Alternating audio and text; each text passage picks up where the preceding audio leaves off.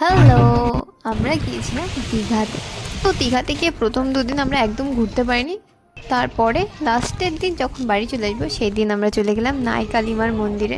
করলাম মা কালীর দর্শন, আর আমার দিদি আর আমার ভাই আমাকে দর্শন করে দাঁড়িয়ে পড়লো ফটো তোলার জন্য। তো গাড়িতে ওঠার পর আমি আমার দিদিকে বললাম স্টাইল দিয়ে বসো। তারপর আমার দিদি আর ভাই ছেলে আর মেয়ে খুঁজতে লাগলো।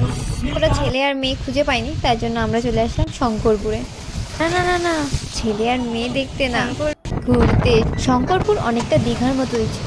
তারপরে আমরা চলে গেলাম তাজপুরে। তাজপুরে অনেকগুলো গাছপালা পড়া ছিল, জানি না কেন। আর এটা হচ্ছে আমি তাজপুর।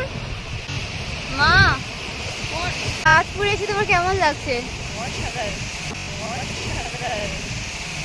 যেহেতু আমি আর মাসি ভিডিও বানাচ্ছিলাম, তাই জন্য আমরা সবার পিছনে